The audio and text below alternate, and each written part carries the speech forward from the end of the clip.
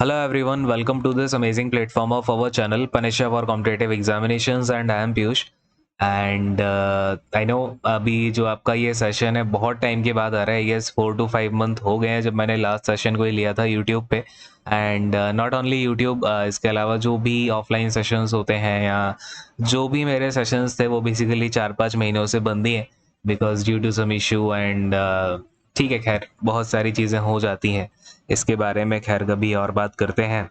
As you know videos में हम जो हमारी काम की बातें वही कर रहे होंगे। इसके अलावा आपने टेलीग्राम चैनल ज्वाइन करके रखा होगा तो वहाँ पे मैंने कुछ दिनों से थोड़ी थोड़ी छुटकी बुटकी सी जो है अपडेट देनी स्टार्ट की है।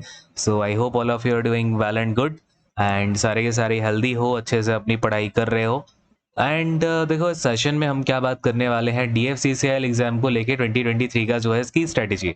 अब देखो जो इसका CBT 1 हुआ था, CBT 1 में मैंने आपको पूरी की पूरी स्ट्रेटजी टेलीग्राम पे बताई थी और वीडियो में ही मैंने आपको बताया था कि मैंने मुश्किल से मुश्किल आपके कितने 2-3 सेशन लिए थे, है ना।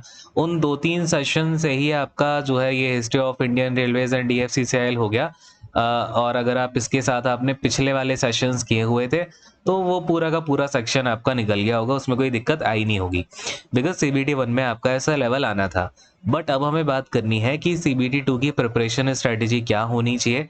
कुछ बच्चों को यहाँ पे डाउट आएगा कि सर यहाँ पे हमारा तो अभी रिजल्ट नहीं आया तो कट ऑफ क्या रहेगी, रिजल्ट क्या होगा, रिजल्ट की डेट क्या होगी। तो एज ऑफ नाउ एक्सपेक्टेड है कि सेकेंड वीक ऑफ नवंबर तक आपका रिजल्ट आ जाए।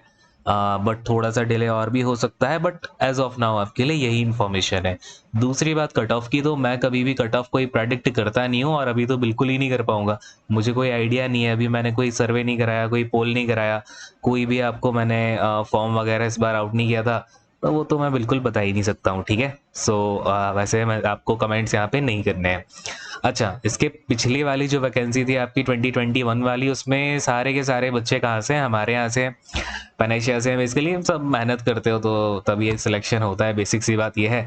तो मुद्दे की बात यह है कि यहाँ भी आपकी अभी वेटिंग लिस्ट अभी भी क्लियर हो रही है। तो वेटिंग लिस्ट आपकी इसमें ये एक अच्छी चीज़ है कि धीरे धीरे क्लियर होती रहती है। सबसे ज़्यादा वेटिंग लिस्ट क्लियर हुई है जूनियर एग्जीक्यूटिव की, राइट। एक्चुअली में क्या है कि जो जूनियर एग्जीक्यूटिव होते हैं ना, उनका काम थोड़ा सा हेक्टिक होता है एज कम्पेयर टू एग्जीक्यूटिव्स। तो इस बार तो जूनियर एग्जीक्यूटिव की वैकेंसी ही नहीं है, तो ये एक आपके लिए प्लस पॉइंट है। एग्जीक्यूटिव के लिए अच्छे से मेहनत करो। तो अब जरा हम यहाँ पे स्ट्रेटजी की बात करते हैं, राइट। सबसे पहले तो अपना यहाँ पे एग्जाम के पैटर्न की बात करते हैं, आपका कैसे क्या क्वेश्चंस आने वाले हैं। एक सेकंड रुको, थोड़ा सा नीचे आते हैं। देखो सबसे पहली बात तो ये है कि जो भी CBT 1 में आपके बच्चे कितने टाइम्स क्वालिफाई होंगे CBT 2 के लिए, तो 20 टाइम्स क्वालिफाई होंगे जितनी भी वैकेंसीज होती हैं आपकी। अगर हम नोटिफिकेशन पे चलें तो कितनी वैकेंसी है एग्जीक्यूटिव की, कैटेगरी वाइज देखते हैं तो UR की 97 है, SC कैटेगरी में आपका 35 है, 17 है, OBC NCL में 63 है, 23 है। तो बेसिकली अब यहाँ पे जो भी सिलेक्शन होगा वो इंटू 2 हो जाएगा कैटेगरी वाइज, यानी कि UR कैटेगरी में आपका 97 इंटू 2, यहाँ पे 37 इंटू 20, सॉरी 2 नहीं इंटू 20। सो यानी कि 700 कैंडिडेट आपके SC कैटेगरी से लिए जाएंगे और ऐसे ही पूरा का पूरा जो है आपका सिनारियो बनेगा। ठीक है, ये कहानी है।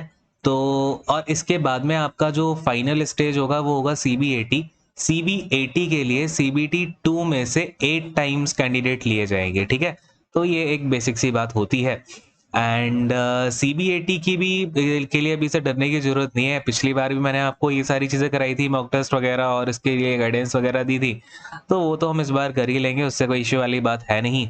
आपको मेन मुद्दा है कि यहाँ पे CBT 2 में आपको अच्छे मार्क्स लेके आने हैं, बिकॉज जो फाइनल आपकी रैंक बनेगी वो CBT 2 के मार्क्स के बेसिस पे बनेगी, है ना। आई होप इतनी सी बात सबको क्लियर भी होगी, जिन्हें नहीं है वो अभी देख लो। Now we will come to the syllabus part of CBT 2।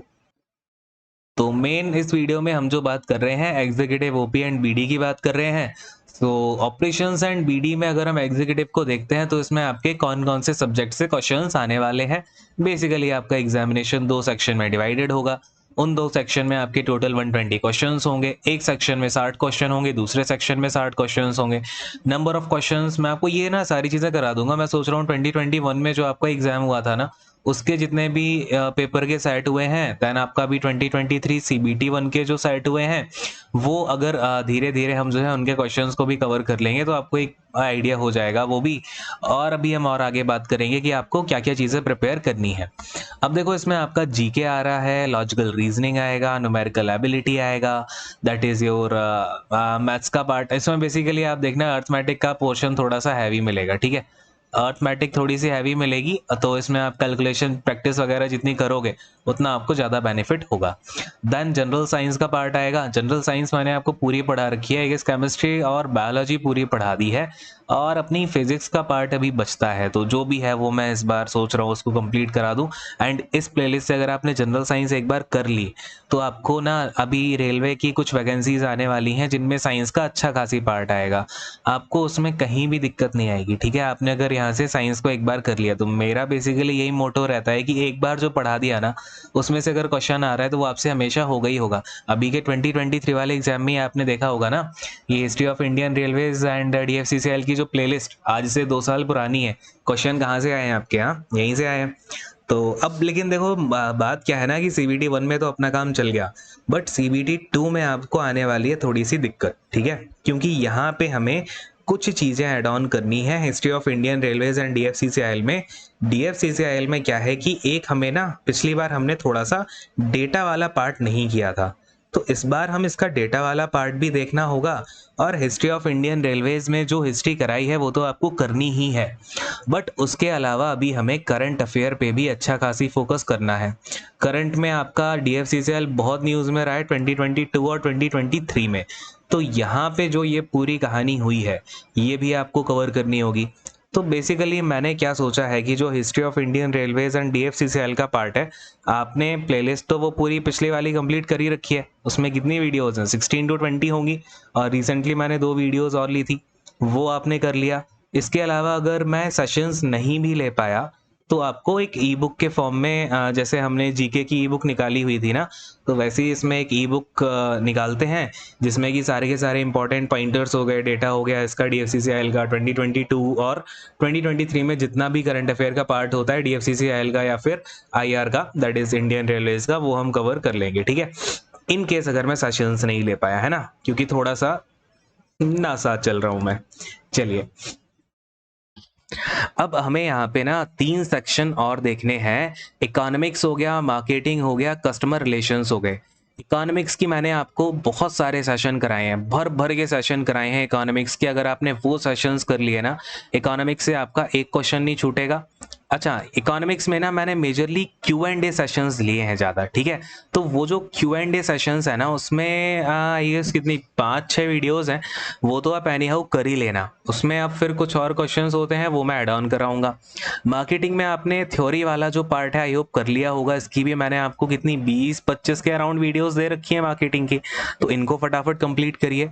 हाँ, अब मार्केटिंग में करना क्या है ना कि हमें इनमें क्वेश्चन एंड आंसर्स यानी कि क्यूए की प्रैक्टिस करनी है, वो मैं अभी आप एक बार टेलीग्राम चैनल ज्वाइन कर लेना। टेलीग्राम चैनल का अब मेरे को देखो इसका लिंक चेंज किया गया था, मुझे उसका वो यूज़र नेम भी याद नहीं आ रहा, एक बार सर्च करना पनेशा फॉर कॉम्पिटिटिव एग्जामिनेशन, जो अपने चैनल का नाम है ना, वही जाके टेलीग्राम पे सर्च मार लेना। तो आई गेस 19,000 सब्सक्राइबर हैं अभी, तो वो वाला चैनल ज्वाइन करना, ओके। ये हो गया मार्केटिंग का। फिर अगेन यही चीज़ हमें सीआरएम में करनी है यार, सीआरएम में भी हमें क्वेश्चंस की प्रैक्टिस करनी है, बिकॉज पिछली बार मैंने ऑब्जर्व किया कि कुछ बच्चों ने थ्योरी तो पूरी पढ़ ली, उन्होंने उसका रट्टा लगा लिया, जबकि मैंने कंटिन्यूअसली बोला है अपने सेशंस में आपको इसे अंडरस्टैंड करना है, समझना है। तो व्हाट आई फील इज कि हमें इस बार क्वेश्चंस की प्रैक्टिस ज़्यादा करनी होगी, बिकॉज मैंने थ्योरी तो यार इतनी करा दी है ना कि अगर आप उतनी थ्योरी करके कोई एमबीए का एग्जाम भी लिख दोगे ना सीआरएम को लेके, या फिर आप कोई बीबीए का एग्जाम लिख दोगे तो वो भी पास कर जाओगे आराम से। हाँ, तो थ्योरी पार्ट तो वो आपको करना ही है एनी हाउ गिर पड़ के, बट फिर उसमें कुछ और चीज़ें हैं ऐड ऑन करानी है थ्योरी पार्ट में, और फिर क्वेश्चन एंड आंसर। इस बार मुझे लगता है कि आपको क्यूए प्रैक्टिस ज़्यादा से ज़्यादा करनी चाहिए, that's what I have felt in your last recruitment of 2021, ठीक है। तो बच्चों के जैसे जैसे रिव्यूज़ आते हैं ना तो उससे मुझे आइडिया हो जाता है कि यार ऐसा ऐसी कहानी चल रही है।